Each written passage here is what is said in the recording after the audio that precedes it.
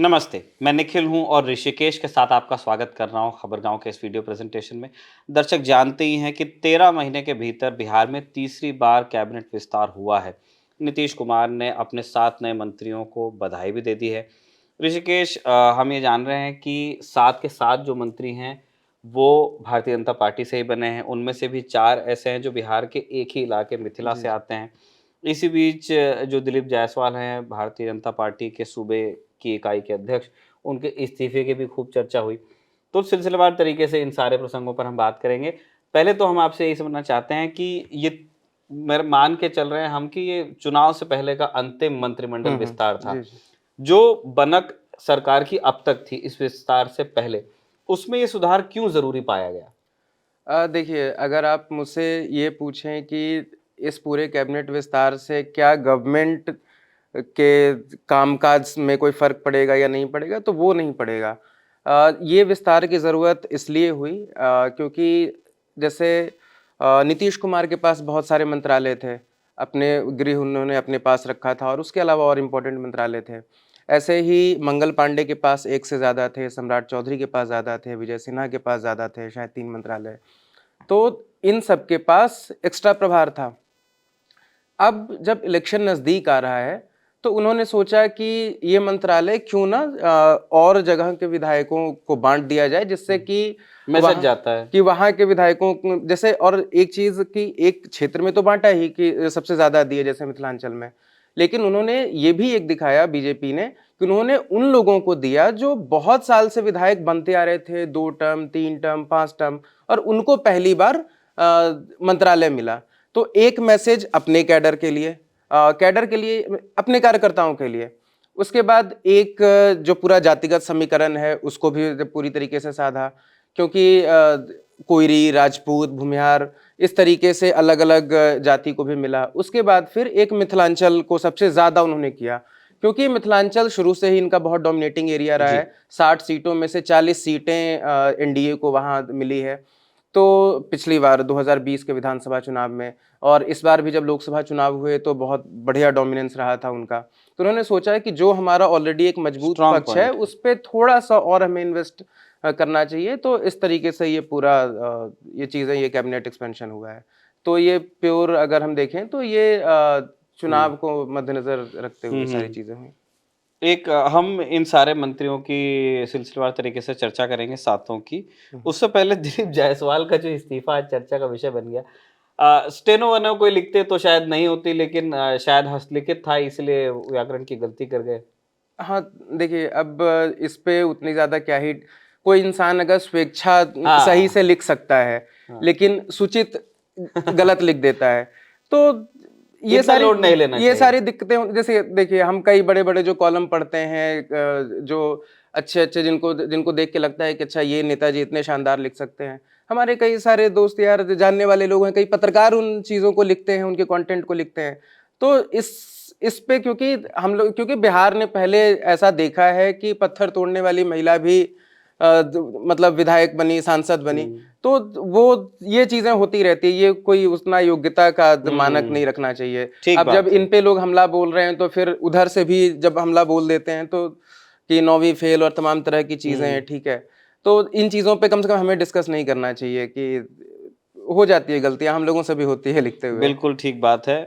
और अच्छी बात आपने कही, मैं भी इसका आगे से ध्यान रखूँगा।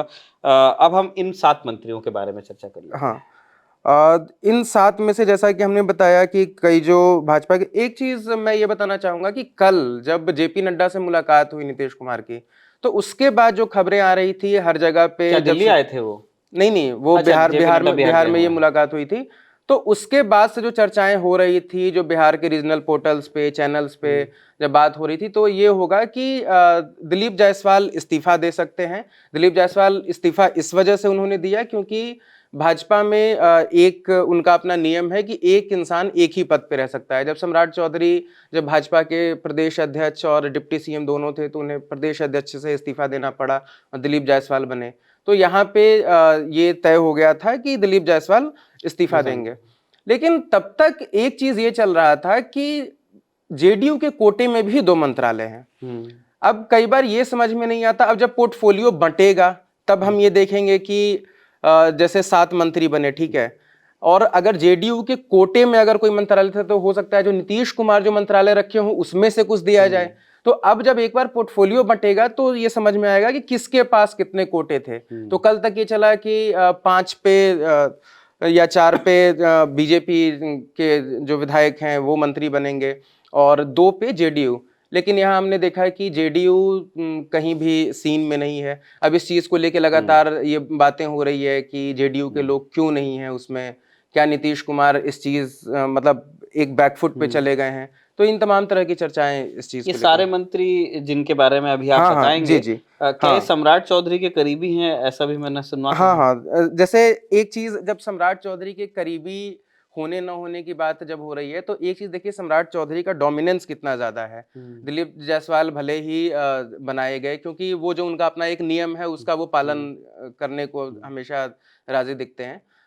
तो सम्राट चौधरी ने बीते दिनों 3-4 दिनों पहले की ही बात है, किसी एक मीटिंग का एक वीडियो बाहर सामने आया और उसमें वो गिरिराज सिंह को कह रहे हैं सम्राट चौधरी कि आप तेजस्वी पे हमला मत बोलिए, लालू पे जितना बोलना है बोलिए, तेजस्वी पे जब हमला करते हैं तो एक नेगेटिव मैसेज जाता है और वो हमें नुकसान करता है। तो ये उनके डोमिनेंस का लेवल है।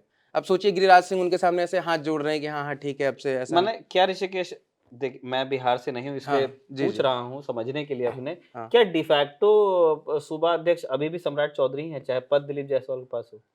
नहीं, अब ऐसी चीजें तो नहीं है, चीजें ऊपर, बहुत ऊपर से मैनेज होती हैं।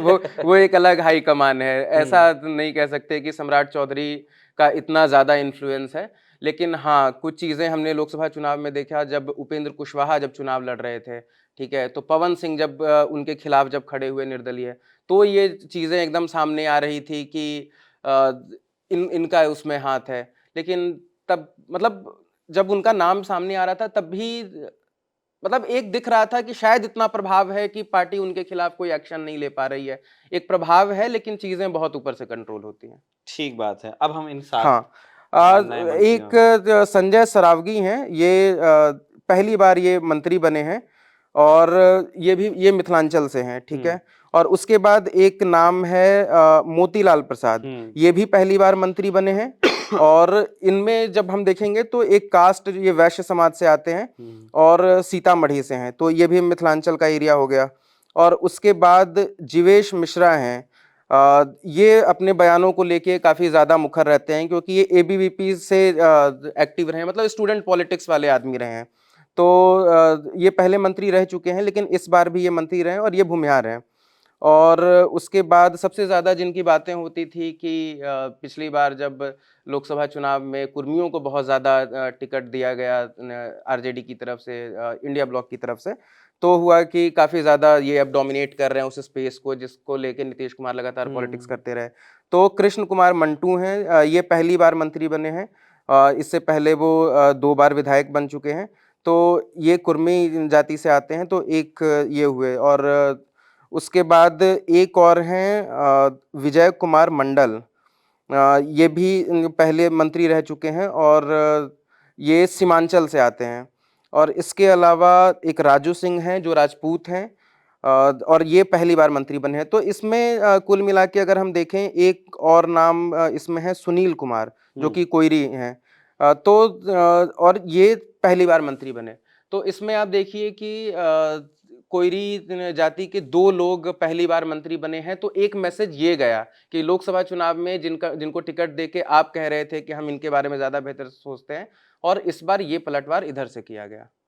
ठीक है, तो मतलब वही परम्यूटेशन कॉम्बिनेशन चल रहा है। अभी प्रधानमंत्री भी भागलपुर गए थे हाँ कुछ हाँ दिन पहले, तो अब बीजेपी का पूरा फोकस हम देख पा रहे हैं। मतलब इस मामले में मैं मतलब मुरीद हूँ बीजेपी का।